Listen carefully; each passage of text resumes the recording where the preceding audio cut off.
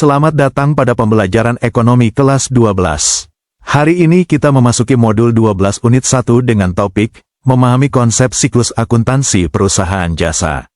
Setiap perusahaan pada dasarnya memiliki satu tujuan utama yang sama, yaitu memperoleh laba atau keuntungan.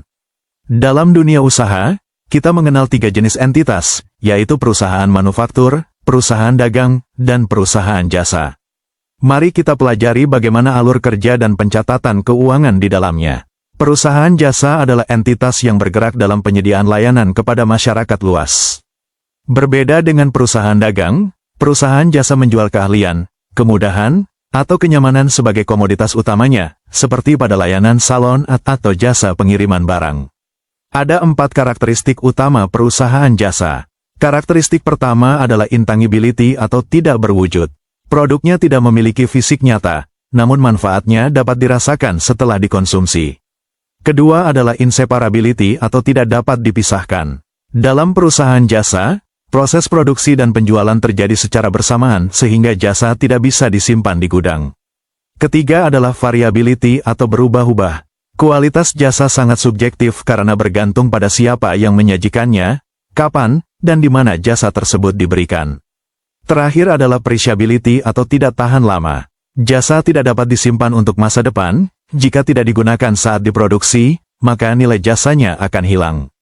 Contoh nyata di sekitar kita meliputi agen pengiriman tiki, bengkel motor, dan hotel. Selain itu, terdapat pula jasa komunikasi, transportasi, hingga jasa profesional seperti dokter dan akuntan. Memasuki poin B, akuntansi berperan vital merekam seluruh aktivitas dari persiapan layanan hingga menghasilkan pendapatan. Dalam perusahaan jasa, pencatatan fokus pada penggunaan perlengkapan dan beban operasional untuk menunjang layanan pelanggan. Siklus akuntansi ini terbagi menjadi 3 tahap utama. Pertama, tahap pencatatan yang meliputi pengumpulan bukti transaksi, penjurnalan, hingga pemindahan ke buku besar. Kedua, tahap pengikhtisaran yang mencakup pembuatan neraca saldo, jurnal penyesuaian, dan jurnal penutup. Terakhir, tahap pelaporan untuk menyusun laporan keuangan seperti laporan laba rugi, laporan perubahan modal, dan neraca.